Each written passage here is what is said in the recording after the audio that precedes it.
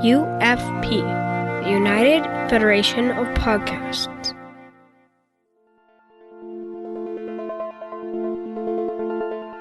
Infinite diversity.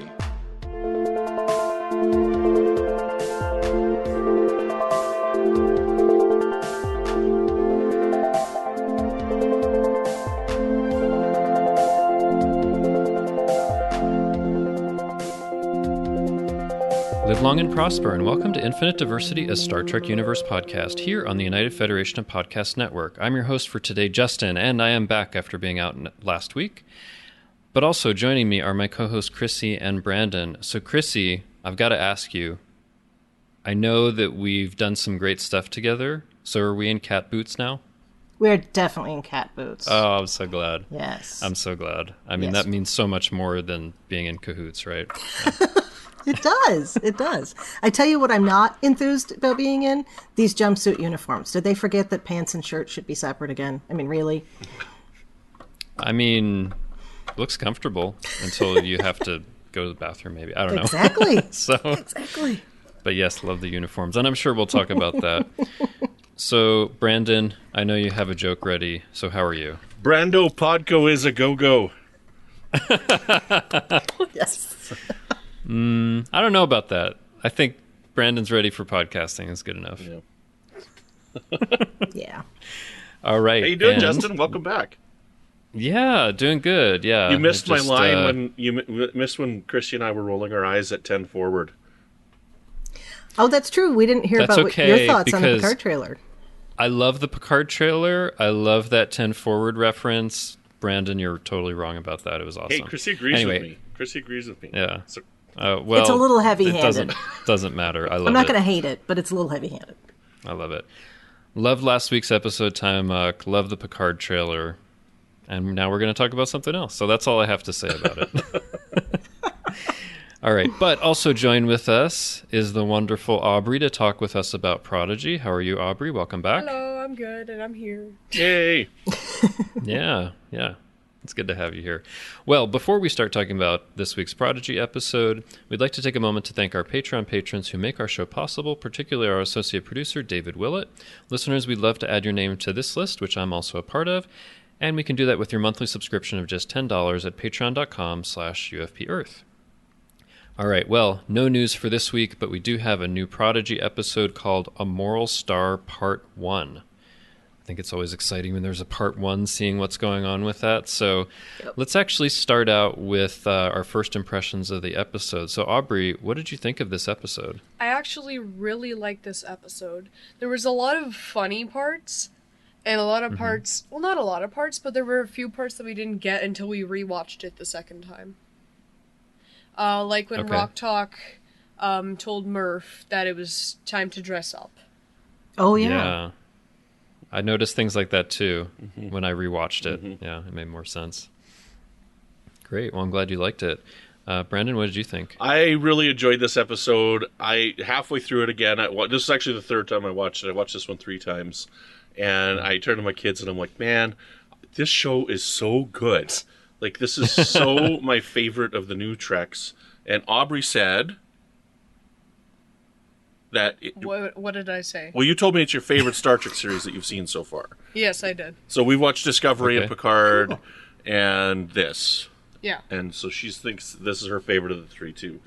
Great. But I gotta say, my favorite moment, I laughed every time I watched it, was when Janeway and Gwen and Rock Talk were sharing a coffee there, and Rock Talk has that little giggle.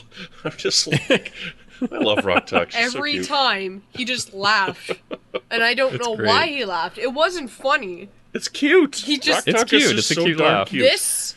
This man loves Rock Talk so much. Yes. What's not to love? I'm gonna start the Rock Talk fan club. I'm the president.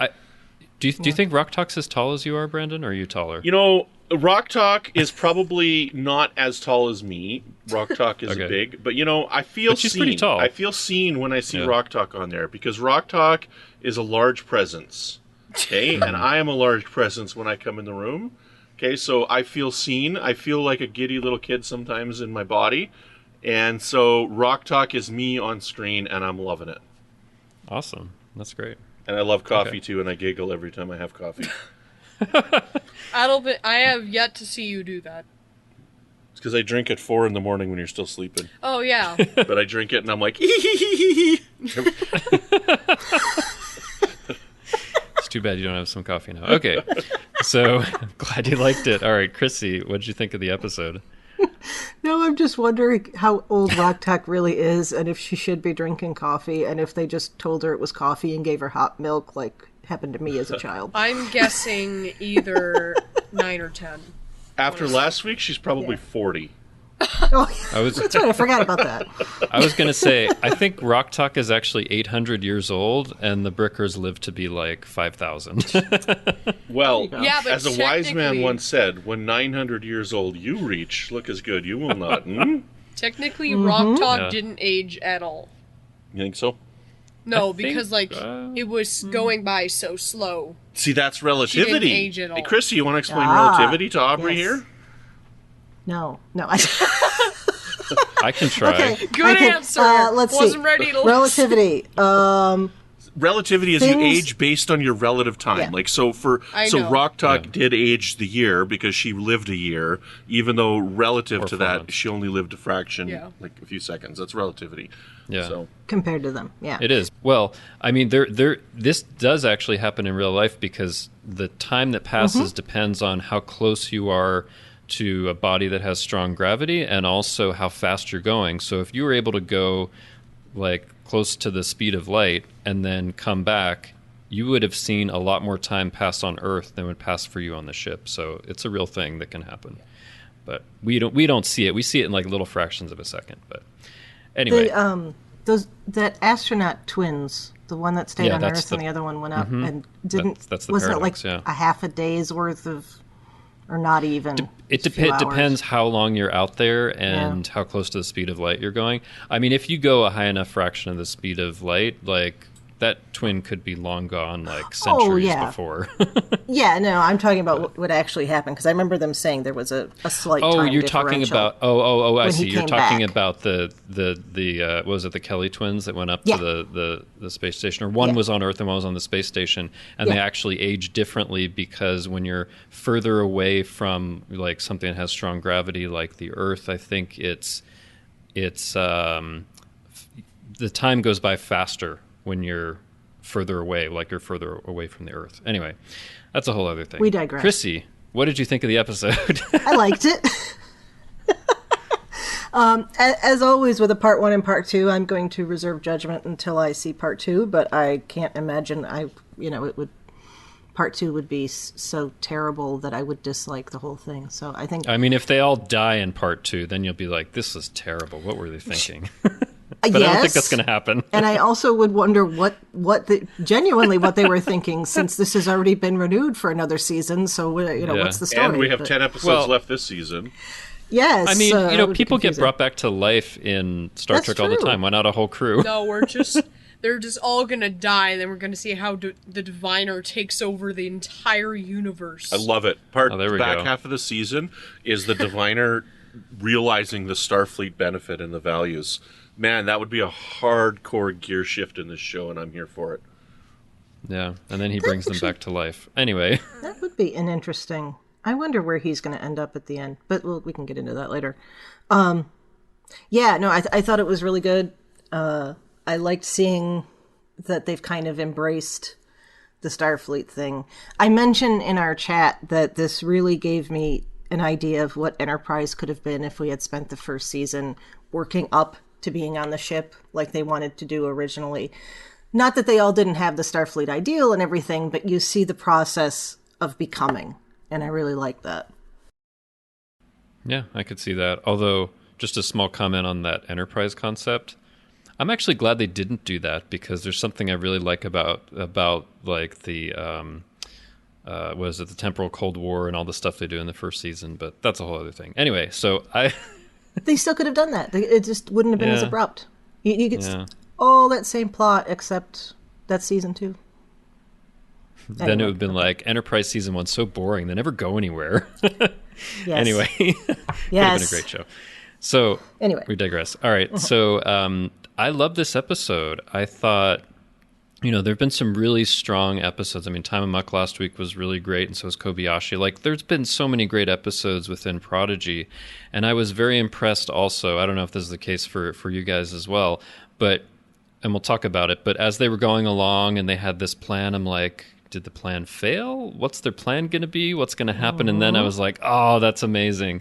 That's so great. So they really had me guessing what was happening, and they surprised me with what was happening, which was great. And it makes me really excited for what's coming up in the next part. So yeah, I love this one a lot. I will say, if we're comparing the current era of shows, Discovery's still my favorite, but this one's pretty close. It's actually pretty close, which, if listeners know how much I love Discovery, is saying quite a lot.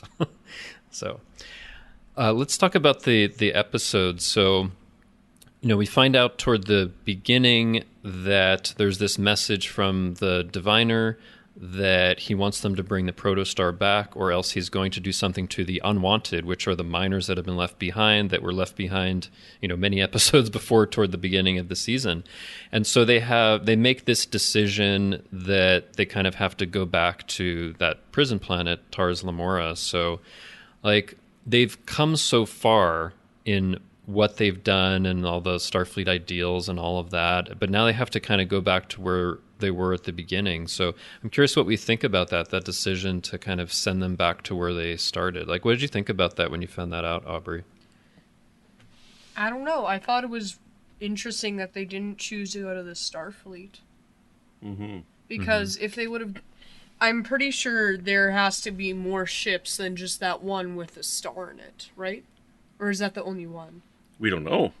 I feel like that they wouldn't just make one ship with a star in it, and then it disappears and they never make another one again.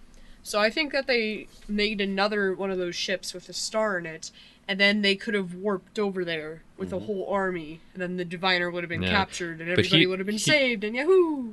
Yeah, but he only gave them a day, and they didn't know if they'd be able to find anybody within a day, so... Yeah. Yeah. But... That's a very Trek thing, too. We're the only ship in the quadrant. Yeah. Yeah. You have a deadline. Yeah. But what did you think of this, Brandon, that we were going kind of back to where we started? Well, first, I just wanted to say how much I enjoyed the diviner's message there when he said, "Help me, Obi-Gwen Kenobi, you're my only hope." So that was pretty cool. Yes. So... I thought it was interesting that we're going all the way back. I didn't expect that. I thought that this was going to be a chase the whole time. So that was a very surprising twist, and I'm okay with it. I don't know. I personally think that they made the wrong choice going there. I probably would have gone for Starfleet, right? Because this protostar drive can go so fast. But again, if we end up that this is going to be time travel, I think they're going to get back there, and Starfleet's not going to know what to do with this ship anyways because it hasn't been built yet. I still think we're going to end up in time travel. I think that's possible. They'll be like, what are you? Well, we don't know this ship. Yeah. Right? That's possible. So that'd be the only wrench in the equation here. So I don't know. Because, I saw some Discord online briefly where somebody was complaining about the uniforms and where these cadet uniforms fit and whatnot. And I'm like, well, again, if these are from the future, we don't know how far in the future this is. So... I don't know. That was I only thought of it afterwards. After I saw somebody complain about them. Yeah. When they first came on screen with them, I'm like, those are some amazing cadet uniforms, and I love them.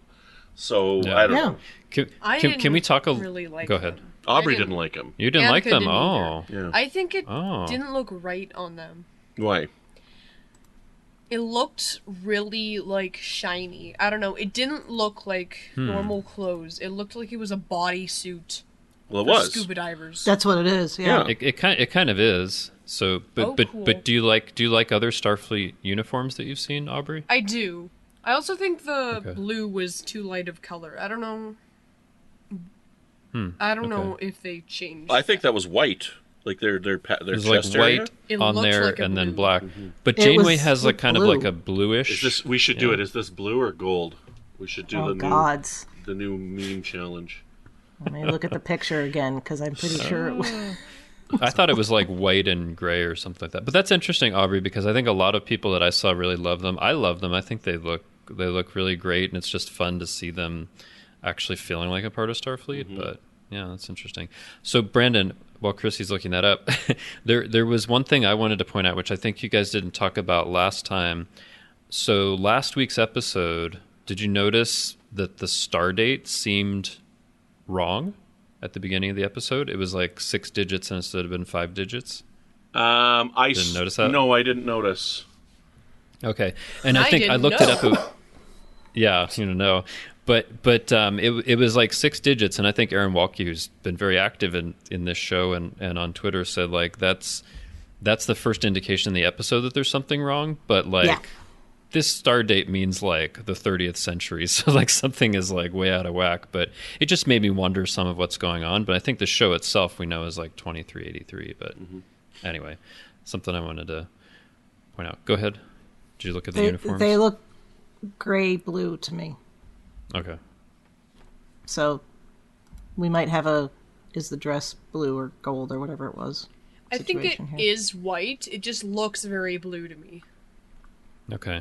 Maybe so is it picking up the color from the rest of the when you're looking at it? Yeah, well, maybe. So if this was available to buy, you wouldn't want your dad to buy you that uniform? For cosplay? Well, I wouldn't mind if he bought me that. I wouldn't wear it like ever, but like. Well, then why would I buy it for you? Because he suggested it. So why not? You're costing me money. I'm sorry, here, Brandon. Justin. I keep suggesting you buy things for your kids. I'm sorry.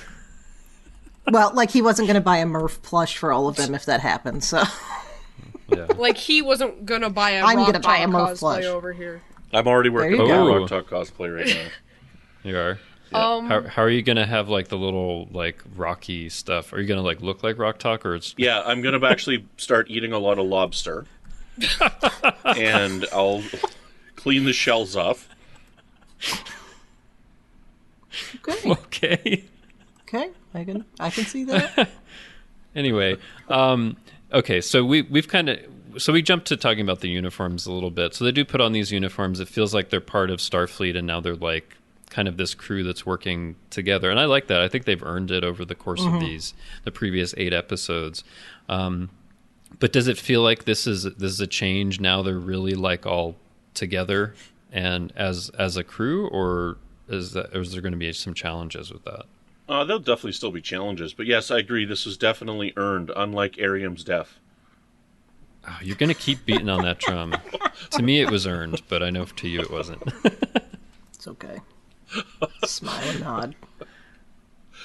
They definitely have challenges coming forward. I mean, like, once this situation's resolved next week, right? When we come back in, like, a few months to catch the back half of the season, there'll be more challenges and stuff, and they'll face adversity between each other. Yeah, we're not dealing with the whole Starfleet officers don't have conflict within them right anymore. So and they're still they're not kids. even Starfleet yet. Yeah, they're not even Starfleet. They're kids, still kids, right? I mean, my kids are fighting all the time still, right? Yep. Yep. Trouble. But at least in this episode, they have a common purpose. So I think it's easier to work together when you feel like we all have to do this thing. And they do figure it out, although I think Dahl struggles with it a little bit, which I think it's interesting for his character, because I think he started out as somebody who is really all for himself, but now he's more concerned that his friends are safe. So I think that was a big thing for him. And I like how far these characters have come. So Aubrey, like, what do you think of Dahl at this point? Do you like him? He's probably one of my favorite characters, if not my favorite. Okay. It's because he's so different from everyone else. Like, he's been trying to get off this place, like, for his whole life. And it's a really interesting decision that he wanted to go back. And he said that he would go back and do this for sure without any plan if it was just himself. Because he wanted to save everybody on, what is it called? Place where Tals Lamora, what do you call it? Tars Lamora. Tars Lamora. He wanted to save everyone there, but he didn't want to risk his friendship. So do you think that's a sign of him growing as a captain? Yes. Yeah. Okay. Because I know we've talked about this before and whether we thought it made sense for Dahl to be captain, but do we like that now? I still think it should be Gwen. I don't know, man. So do I. Yeah. I don't know. I'm kind of warming up to him, but Aubrey, you like... Of course. Or Murph. Aubrey, do you like Dahl like being the captain? You want him to continue doing that? Yes. Yeah. Okay. Mainly because what other role would he do? He That's a doesn't good question. have... I mean, He's not the he has- smartest in the bunch. well, I don't know, but he has that thing on that we saw, the little tail that comes out of the back of his head can grip things. That could be useful. Oh, yeah. Annika noticed that too. So I thought that was pretty cool. It was just like, whoa, this is kind of Third weird. arm. It kind of is. If that was possible, Aubrey, would you want to have like this thing coming out of your head that could like grip things? Only Like, if every other person on the planet had it. okay, Yeah, that'd you be would want to weird. do that. one more. Reasonable. Yeah, I have a third skinny hand coming out of the back of my head. You want to see?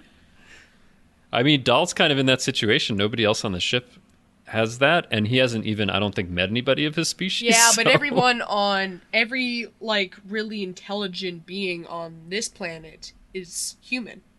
They're not human. Yeah. So True. Yeah, I mean, geez, he's got It's a not tail really coming out of his weird head, for but them. he's also having a conversation with a person who's made out of rock. So, That's true. you know.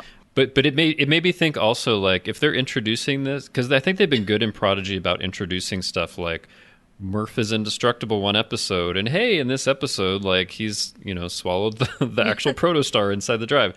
So it made me think they're introducing that because it'll be something that'll be useful later, but I don't know how, but it seems like it might be. Like Jenkum's hand. Yeah. Jenkum's hand that can shoot Yeah. and shoot I out, thought that was which Zero's is really interesting. hand. At first, I thought I it did was the Zero first as time, well. too. Yeah, but then when we realized it was Jenkum's, I'm like, oh. It's Jenkum's hand. Justin, so last week I mentioned that Yeah. we saw Jenkum's hand change. Was that the first time we saw that happen? Because I don't I was remember trying to seeing it think. before. I don't know. Maybe a little bit, but it feels like the last two episodes they've like highlighted it more. Like, hey, he has this mechanical hand that can swivel around and move and shoot out, and it's very interesting. So like I wonder if we'll find out like how that came to be, because he's Tellarite, and that isn't typical for a Tellarite to have like a mechanical hand. So For I the don't know. first episode, I'm pretty sure. Don't correct me if I'm wrong, because I'm not sure at all. Don't correct me if I'm wrong. gonna I say don't you're want to know right. the Don't truth. correct me if I'm wrong. I'm gonna say you're right. On the first episode, I'm pretty sure his hand was already changed into something different when he was fixing that car thing. Could be, yeah. Yeah. Yeah. I don't think remember. you It's might be been a while since we saw the first Or one. like he used it as a wrench or something. I don't know, but Here's yeah, an idea. Okay. okay. For the beginning of the episode, this is what I would have done for the beginning. I think they should have all gone back into the holodeck, and then they should have solved the puzzle from last episode. And once they did That would have been a good place to find them. then Gwen would suddenly remember that there's this robot being printed on the ship. Once they complete it or something. There's something reminds her Yeah. that there's a killer robot on the ship trying to take over their ship. Then they would all go to the duplicator thing, and then they would realize that the robot is broken. And then that's where the episode would take off. I mean, maybe that's what they did do, but we don't see it on screen. I wish we That's what I should like to see do it on the sometimes. screen. I want to see them Okay. finish that puzzle. Maybe they will one day. You may have just discovered fan fiction. Write it yourself. I mean, it's great that you're thinking about this. Yeah. Though. I love that. So let's talk a little bit about some of what happens. I think I just want to find out from from everyone here.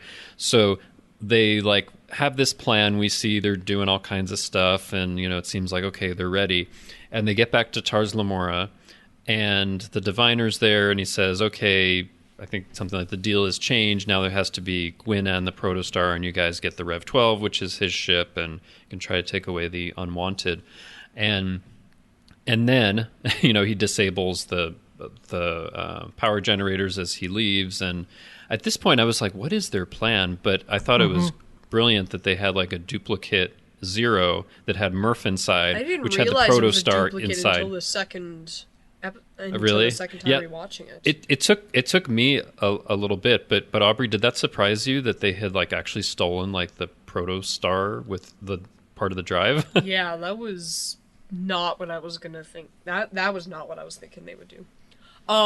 It's really interesting how like the colors of Mirth with the protostar glowing inside. Then they just put in 0 and no one could tell. I thought that was really interesting. And that's why I didn't figure it out until the second episode, because it looked exactly like 0. Yeah, they just duplicated I thought they 0. just put Murph next to 0 in this Well, body. I think they actually couldn't do that because Zero's in this suit because for his species, Medusans, if anybody like looks on them, they go crazy, which I know is weird, but that's what they were trying to avoid. Yeah, that's why it made sense the second time I watched it. Yeah. Okay, that's good. So, Brandon, did it surprise you what their plan actually was?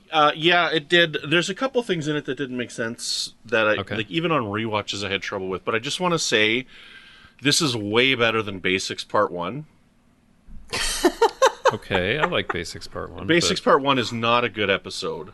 But this really made me think of Basics Part 1 and how Basics Part 1 ended when Maj Kala like stole the Voyager, right? And left everybody just behind takes on the off. planet. Yeah. That's totally The made me think Voyager. of that. So, Okay. so there's a couple things here that I'm like, I had some questions on. So, upon rewatches, the plan kind of fell through a little bit for me, like where they're like, get a hoof on 0. Like at the point when he says get a hoof on 0, upon a rewatch, we know that that's not actually 0. And so it's like, who are they saying this? Who are they saying this? What's the benefit of saying this at this point? Because nobody's around them to know that that's not really 0. So they're like maintaining this facade. So it's just the benefit for the audience. It's a benefit. The only benefit is to keep tricking the audience into not realizing this is a part of the plan.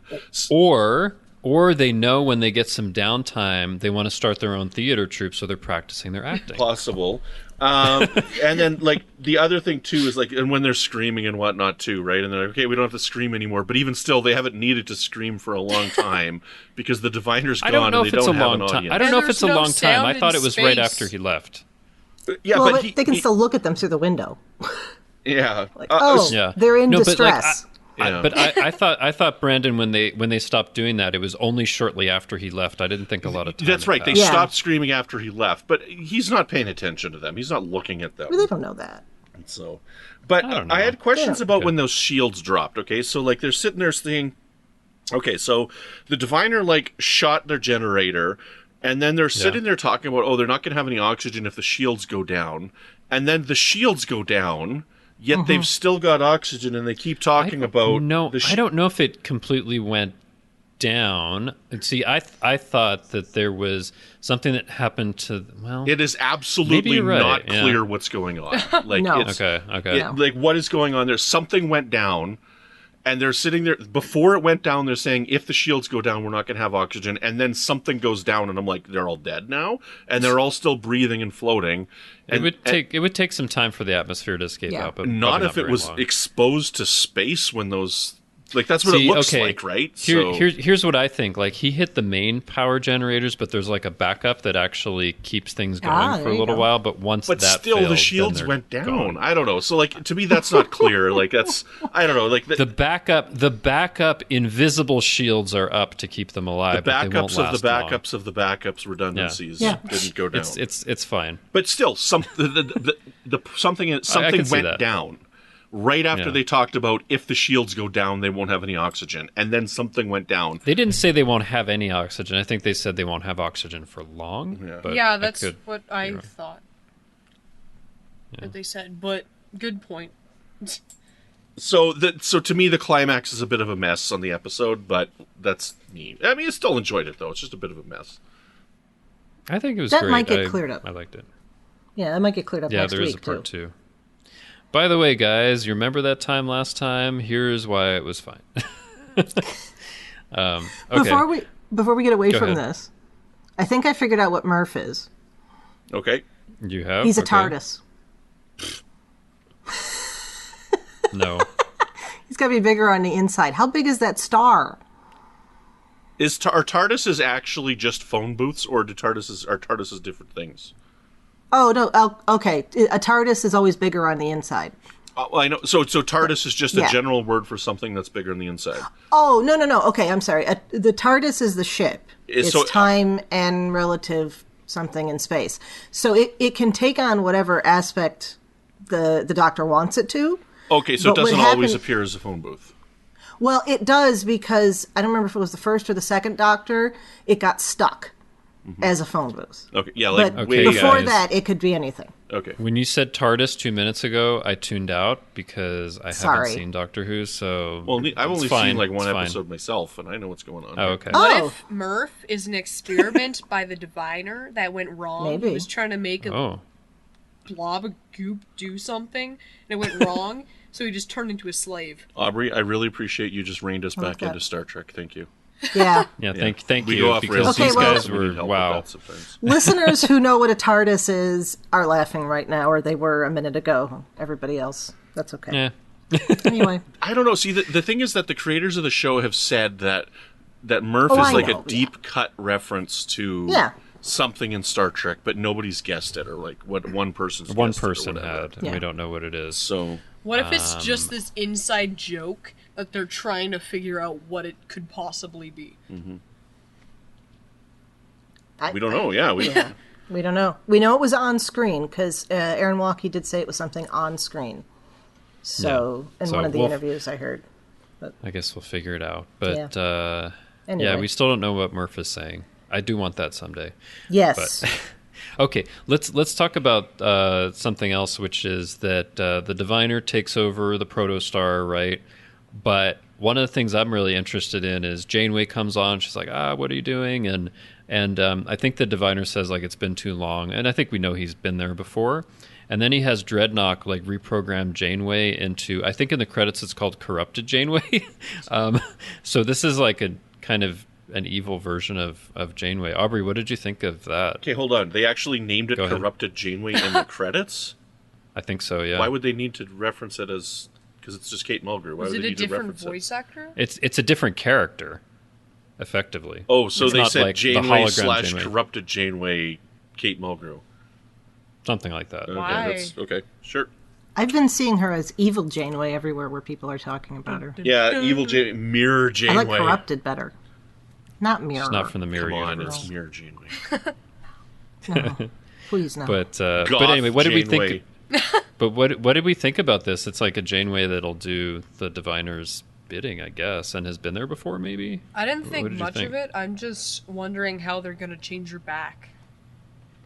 Because they don't know any Programming. of the commands to change her back. No. Probably Rock Talk is going to do some programming stuff that she's There you learned go. There you for go. years and Because years. Rock Talk's There you amazing. go. That's why. Yeah, there we go. But it made me think that this like evil or corrupted Janeway had been there before when the Diviner had been on the ship before. Yeah, Is that what okay, it yeah. so the seems like? Diviner Yeah. has been on the ship before. When he said it's been too long, now you could take Yeah. that two ways. Oh, as yeah. in, it's been too long since I've sat in this chair, or it's been too long that I've been searching for this ship, but I'm choosing to take it as it's been too long since he sat in that chair. That's what I thought. That's as what well. yeah. Like he's been So- there before, which means that but we have this gap. Like what happened with the Protostar? We saw Dreadnought come on board. Like I guess it was some time in the future, the past. We don't know, and then something happened. So and I don't think they're gonna necessarily resolve all that next episode. No, I don't think so either. Yeah. So I did think it was interesting, the discussion about whether or not that was some kind of corrupted, to use the same word, Chakotay. And I don't think it is, but the thought did cross my mind, because when he does the whole thing of, it's been too long, Reed, since I've been in the chair, but I think we might find out that he was one of the designers or one of the builders of the ship. You know? the Diviner. Yeah. The Diviner was a designer. The diviner. Oh, gods, that's perfect. Yes, the diviner was a designer. Yeah.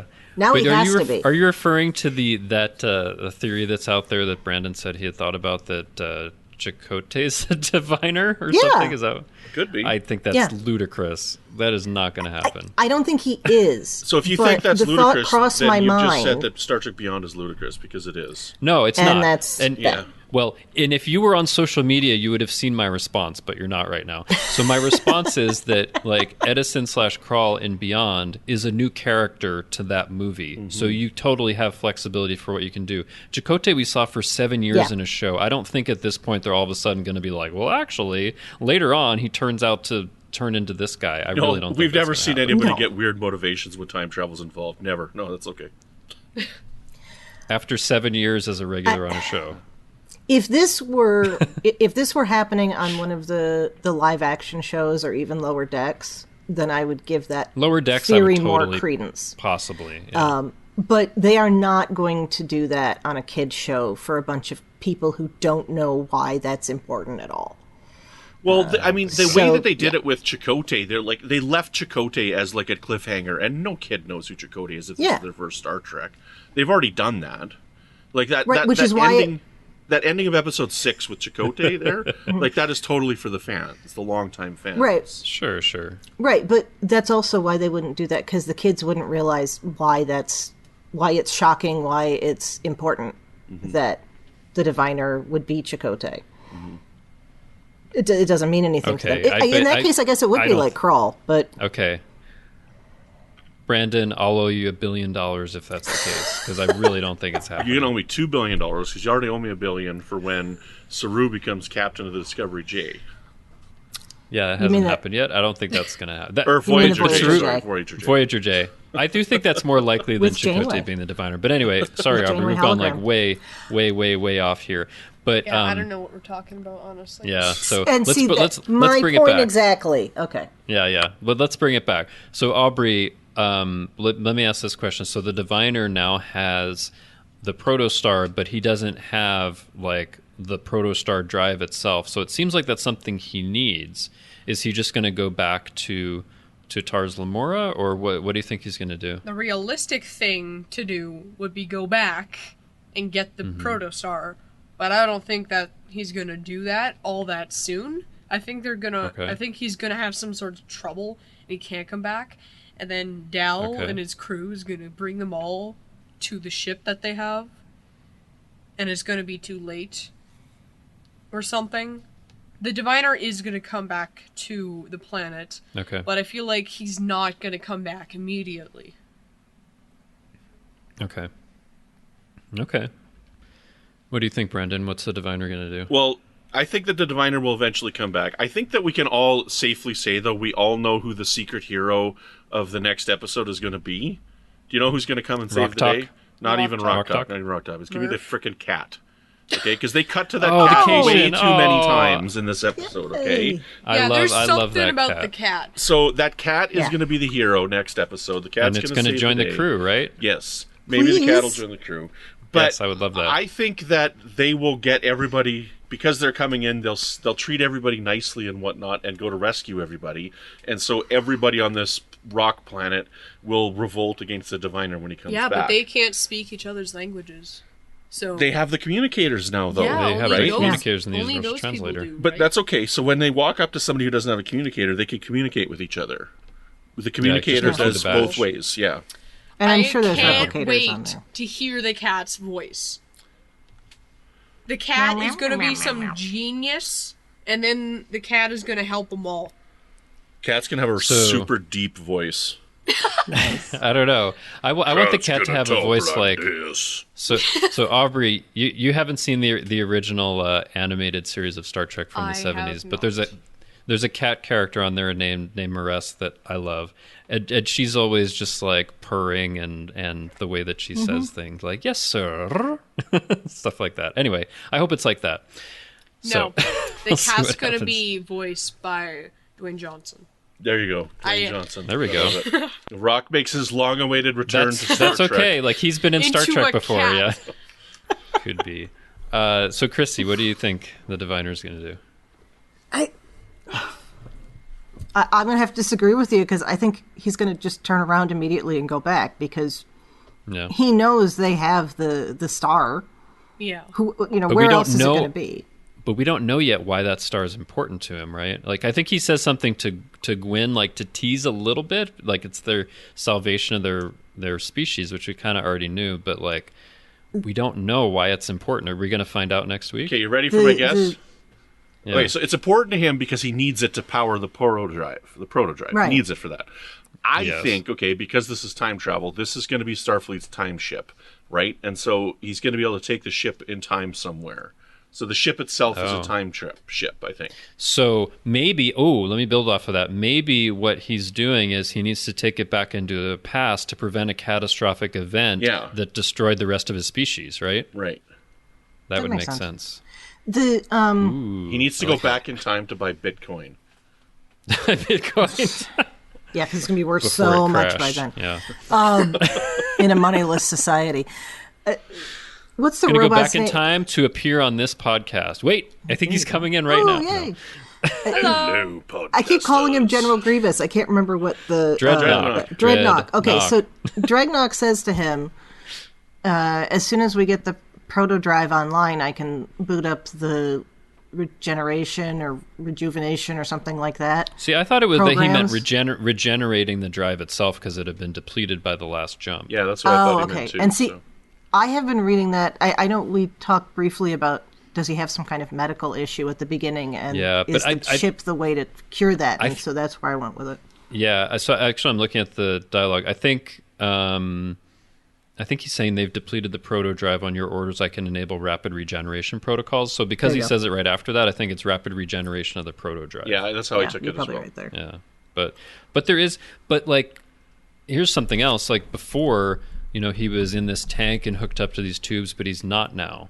So why is that the case? Like, what's changed? Do we know? He got one of those wrist bracelet things that make you feel good. Remember those? With the copper bracelets? Yeah, those copper bracelets. But seriously though, did I miss something? Because it seemed like he was dependent on this thing, and now they did he's something not? a few episodes ago. Like I don't understand exactly what they did. They I don't know. He had like a Red Bull or something, and then he was fine. So Yes. No, he's just been in there for so long. He needs some air. This dude needs some air. yeah. Even if needs it's something. artificial. Okay. Well, anything else we think? I know we talked about the diviner, but what do you think will happen next week? Aubrey? I don't know. Not sure. What would you like to see happen? I want the cat to be the Rock. The cat to be a rock? No, To the be the rock. Rock. He wants the voice of the cat to be the rock. To be the voice of the rock. I mean, it is totally it is possible at this point. I want. Did you know great, the Rock though. was in a Star Trek Voyager episode? Nope. Yeah, he is. We can watch Yeah, it if he you want. totally was. And he looks so different. He's like he's like an eighth the size. And when he was on there, we thought he was buff. And now he's like buffed up so much that you'd be like, you'd think he was an infant when you see him in Voyager. He looks pretty different. I think it was one of his first acting roles. Yeah, it was. Yes, it was it right. was. It was right when he was in the middle of the whatever WF, WE, Aside WF, from- whatever. Yeah, aside from the acting he did wrestling. I want to talk about the Diviner's voice for a second. Here, I'll show you what he looks Okay. like. I'll pull it up while you're talking to Diviner's voice. That picture when he's got Rick Berman in a headlock. I haven't watched the X-Files yet, That's but right. I've watched Fringe, and Yes. he is Walter Bishop.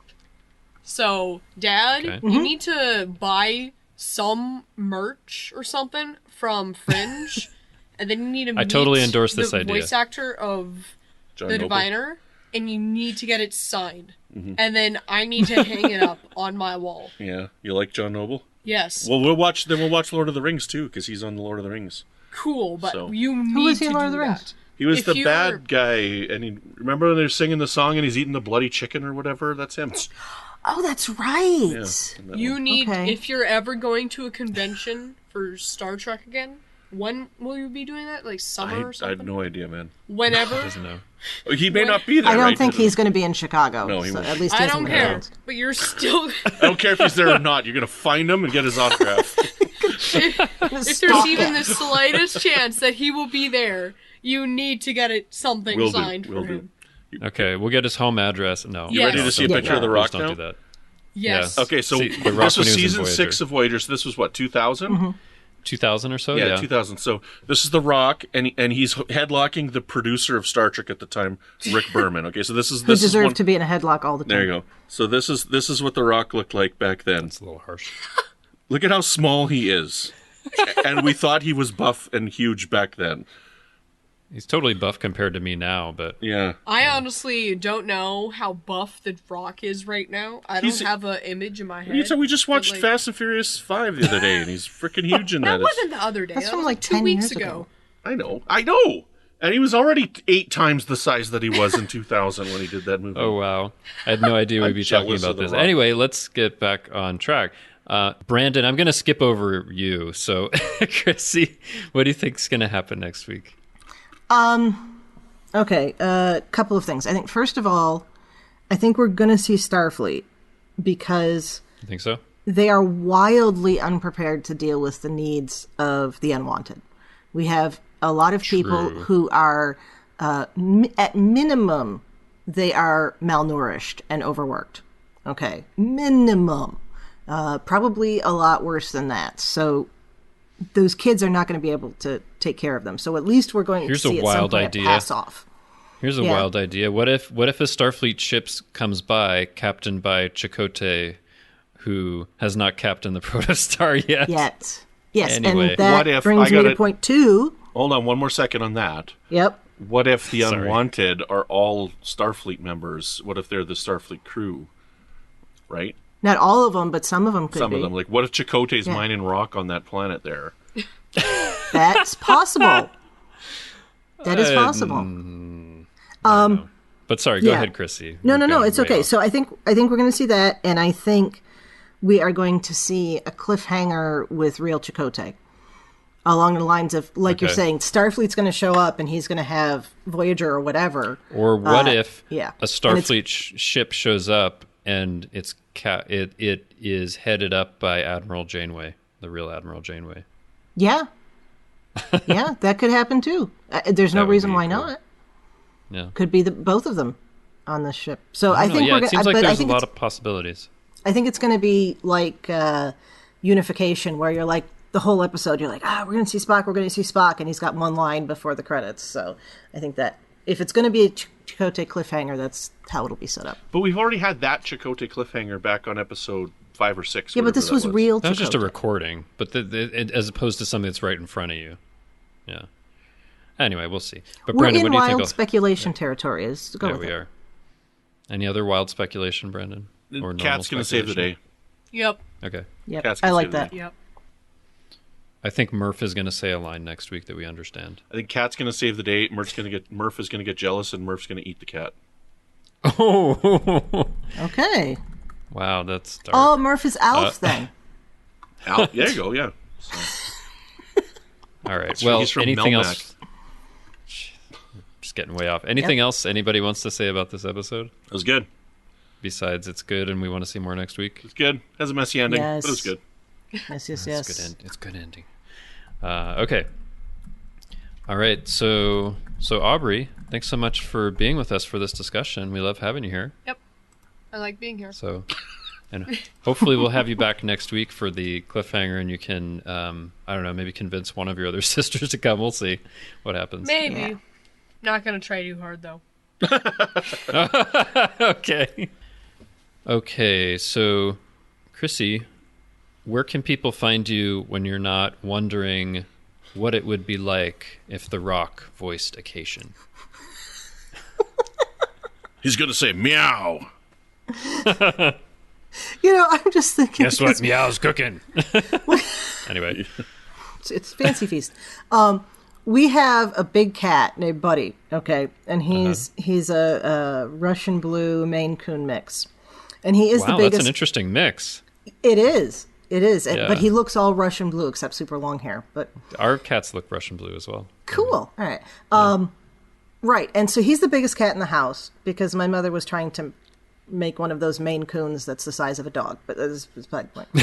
Anyway, so Buddy's this huge cat. He probably goes 15, 16 pounds, something like that. And he's poofy with his hair, so he looks even bigger. Yeah. He has the tiniest voice. Really? When he goes, meow, meow. And so all I could think of, you're saying that, and I'm thinking of Buddy, who's all big, and he looks tough, but he's got this little voice. Anyway. Like Rock Talk, right? Yes, exactly. Yeah. Well, so where can people find me? Where can they find you? And when are we going to get a History with the Szilagys about the history of Dwayne Johnson? I'll put it on the list, but it's going to be way down. No. Speaking of which, though, I do have half-written a history with the Szilagys about Apollo 13 because of the mention last week. Nice. So awesome. that'll be coming up soon. I should say, I loved that they referenced Apollo 13. Yeah, that was awesome. Right, so in addition to here on Infinite Diversity, you can find me on History with the Szilagys here on the UFP Network, and that's a twice-weekly podcast that I do with my fellow historian partner, Jason. And I'm happy to chat about our shows in the Federation Council Chambers on Facebook, and I'm also on Twitter at The Goddess Livia, that's TheGoddessLivia, where I tweet about Star Trek history and leftist politics. All right. And Brandon, where can people find you when you're not eating a protostar? You can find me here on the network with another show called Franchise Fatigue, which is all about movies, remakes, and sequels. We are deep in our coverage of the Scream movies, and we're about to start. I just watched today because we're recording tonight, so this is a sneak peek. I watched Major League this morning because we're going to be restarting our Major League franchise because there's 3 of those. So Didn't know that. Yeah, I'm not much for comedies or sports films. So, but I didn't mind the movie. I thought it was okay. Interesting. All right. Oh. Okay. And then you can also find me on Good Evening, an Alfred Hitchcock podcast, where we cover all of Hitch's films in chronological order. Justin, where can people find you when you're not sharing a coffee with Janeway and Rock Talk and Gwen? Well, that's all the time because I... Anyway, that's a cool laugh. Anyway, I was going to say that's all the time because I don't drink coffee. What is wrong with you? Drink coffee. You already knew this, didn't you? I think I probably did, but that. it was so traumatized that I forgot it, and now you've traumatized me again. I don't drink coffee. I don't really drink tea. I don't eat meat. Are you like, what do they call those? Are you one of those straight edge people? Are you a straight edge? Yeah, I no, guess he's pretty much, vegan, but he does that. heroin on the side. Straight edge. Is heroin vegan? Anyway, this is way off now. It is. It's made out of poppies. There you go. Oh, God. Yes, I think you could call me straight edge. Okay, well, you can find me on Twitter. I'm at TrekFan4747, where I tweet about nothing but Star Trek and never tweet about coffee or drugs. Okay, really. Question. I'll jump here. Are you vegan? Yeah. Do you eat honey? You know what? I do make a small exception for that. Hypocrite. Well, what I have to say is that, well, I guess it's more that I'm mostly vegan. So the first time I heard a vegan tell me they didn't eat honey, I'm like, what the hell are you talking about? And they told me, because it comes from bees. I'm like, what? Whoa, that is hardcore. I don't care if it doesn't hurt them to take it away. It doesn't hurt them to take it away. Every other thing you can, like, okay, it hurts them to take, you don't want to milk the cows or whatever, but like the bees make honey and it's just there. They say it's because they get farmed and they make more bees that need to make it. And I don't know. Well, I can't remember the justification. But I don't have very much. You know what? The only time I have honey is when I'm on this podcast, because I have this thing where I have like warm or hot water and honey, so that when I'm talking for a while, I don't have any issues with that. So actually, this podcast leads me to the dark side. So anyway, so Brandon, tell us about the other shows on the network. Join Amy Nelson and Mark White as they discuss all good things, covering all Star Trek all the time. Join Rhea Papageorgiou, Kevin Scharf, Amy Nelson, and Joe Keegan as they discuss TNG on board the Galaxy class. Who wouldn't want to be a kid again? Join Chris Tribuzio, Patrick Devlin, and Casey Pettitt as they talk all things under the Disney umbrella with Mickey's Marvels, and take a stroll through Star City and discover all things that make Arrow Arrow with Lance Laster and Cavante Chillis on Always Hold On to Arrow. And last but not least, join Ken Tripp and Zach Moore, taking a fun look at the cultural phenomenon of Bigfoot on Sasquatch. All right.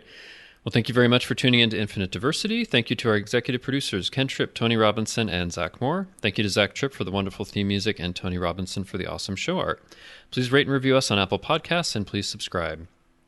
If you want to reach out, you can find the network on Twitter at UFP Earth, or our show specifically at IDIC Podcast.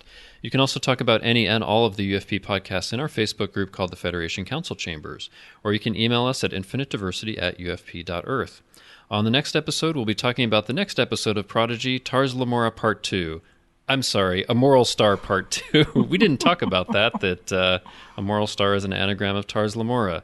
Funny story, I mentioned that, I had and no Brennan idea. had forgotten about Tars Lamora. I had. You were like, A Moral Star is an anagram of Tars Lamora. I'm like, where did they come up with that? And they're like, just made it up. And I'm like, well, what the hell are they telling us that for? And I'm like, then you told me that Tars Lamora was the name of the penal planet there, and I'm like, oh, I thought you just made something up, as in like an anagram for family is like Ye Lamifa, and I'm like, No. See, I thought you were asking, like, where did the show get the name Tars Lamora? And I was like, I guess they made it up. But anyway. no, I thought they just I thought the anagram was just made up as like That's okay, because I had to look it up too. I had a total brain fart. I knew it was a Trek thing, and then just... do you Brandon, guys you were even not like Star alone. Trek? I don't clearly. All right. I like Star Trek, Well- but I can't keep enough of it in my head. Anyway, now that we've gone over that, until then, listeners, peace and long life. Help me, Obi-Gwen Kenobi, you're my only hope. Oh, I love that. Yep.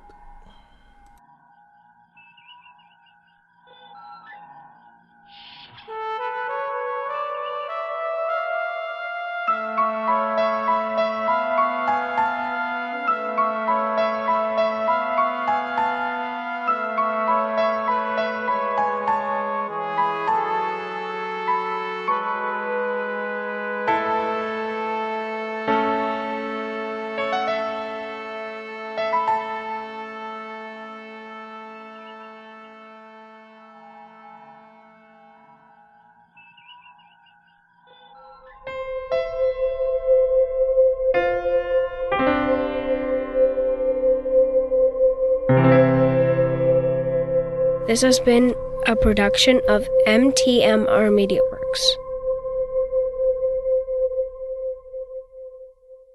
So, No, the we'll see cast's what gonna happens. be voiced by Dwayne Johnson. There you go, I- Dwayne Johnson. There we go. I love it. By who? The Rock. The Rock. Oh, You know, I didn't Rock hear you makes right. his long-awaited return to Star That's Trek. okay. Like, I he's thought been in you Star said Trek Jon before. Snow. Yeah. Jon Snow. It's like, what? The cat knows nothing. Exactly. So, actually, this podcast leads me to the dark side. So, anyway. Well, we knew that too. Yeah. You also have Honey with Rosie. I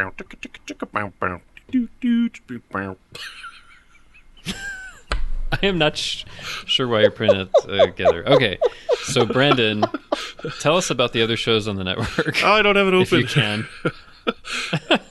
You sure you want to quit, Justin? Yeah, then he can stop eating honey. I know. Well, I mean, yeah. We're- It'll cause me to sin less. No.